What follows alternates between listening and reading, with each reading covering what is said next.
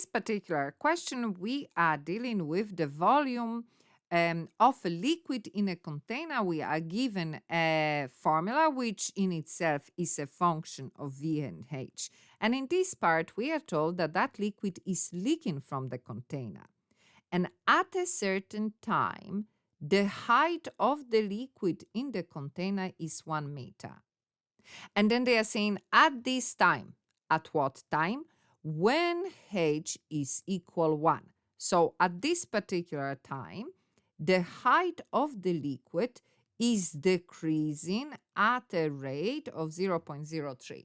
Now, if you have a question with a function, and in usually the last part of the question, you are given the value of a rate, then most likely this is a chain rule that is applied that we're going to build. So how do I understand what kind of derivative did they give me here? Well, the key is in the measurement. It is m, which means meters, and hour. So when it comes to the meters, this has to do with what? The height, isn't it, of the liquid. That's how this height of the liquid, we are told, is measured. So this m refers to the height of the liquid. So that means that my h here, hour refer to time. So that will be my t. So that means the derivative will be dh dt. Now, there is a little bit of catch here, but I will talk about it at the end. So here they are saying it is decreasing. If it is decreasing, therefore the value of that derivative is negative, isn't it? Minus 0.03. So I have my first derivative is given to me. Then the next part, they are telling me find the rate. So now I have to find a different one. What kind of derivative? Volume of the liquid in the container is decreasing at this time. So this is about volume and the time. So I am looking for a derivative of volume and time. And at what time? The time is referred to when h is equal 1. I know it's a little bit strange of referring the time not by hour but by the height of liquid, but that's okay. So this is what I am looking for. So I have one derivative given to me. I am looking for another one. Therefore, that is the chain rule. I need third derivative because chain rule is built out of the 3 derivative. So how do we understand that? Let me just get a formula. So this is the formula in our table. Now, the way we can as well understand this formula, so let me write it with those elements is instead of f of x, because that will be easier for me to explain. So the way we can look at it as a building block. I have du here and I have du here. So that's my red block. Then I have dx here and dx here. So that's my green block. And then here I have dv and dv. So that's my purple block. So as you can see, each block is twice.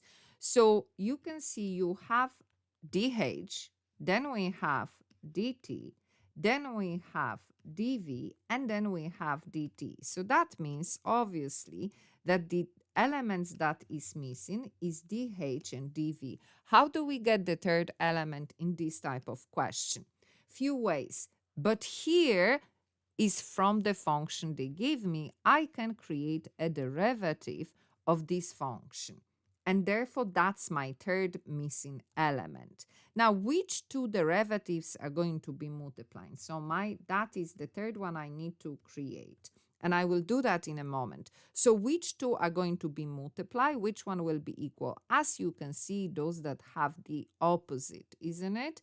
And that means those 2 elements. So when I'm building it, I will say dh over dt multiply by dv over dh, and that equal dv over dt. So that's how my chain rule will be built. Now, let's get to creating our derivative. So let me just get that, copy that down here so that we can work on it. I know it's a little bit, looks a bit complex, not really, but it is a little bit. We know that what happened with that 6, that goes to 0. So is this element that I am deriving. So that power goes in front. Normally here will follow by x, but we have a little bit more than x. We have a bracket, and then my power minus 1. Now, because I have more than a bracket, that means I have to multiply by the derivative of the bracket. So basically, again, I'm applying here chain rule. So 4 will go to 0, 2 will go in front, so 2 by 5, that will be 10h. So that is my derivative dvdh. Okay, so let's sub in all the numbers. So dh dt, that was the derivative given to me. So that's my negative minus 0.03 multiply by this derivative. Now let's not forget, now we can write it, or we can replace, let me just quickly, and I know we can work the numbers or not, that doesn't matter, because at the end of the day, the answer here is not the derivative itself, but the value of it. So I'm looking at this derivative when what? H is 1. Do you see the reason why they are not defining time as time? Because here we need to replace h with 1. And that's what we do. We replace h with 1. We put all of that, oh, here disappear 1. We put all of that in our calculator. We press equal, and we get the value minus 1.37. Now, let me talk here a little bit about catch, because the answer here is, look at the question. Find the rate at which the volume of liquid in the container is decreasing. So that word decreasing means it going down. So the rate at which it is decreasing is 1.35, not minus 1.35. Yeah, because that word already means that it has a negative value. So that was one little catch. Now, it could be two ways of dealing it. If we connect that this decreasing and this decreasing are connected, therefore we don't have to here have a negative value. However, I would say to be really aware of the fact that when the derivative that is given to us here as a number has that word decreasing or any other synonymous word meaning of its value going down, that we have to recognize that that value is negative here.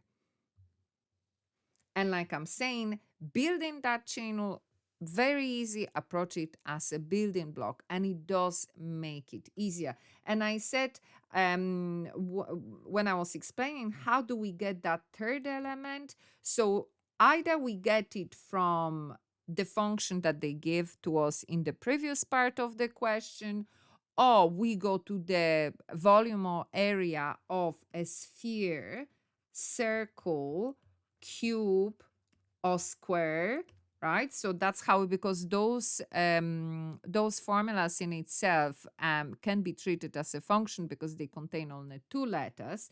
So the volume or area of sphere, circle, cube, and square. So that's something how we can get that third, the third derivative.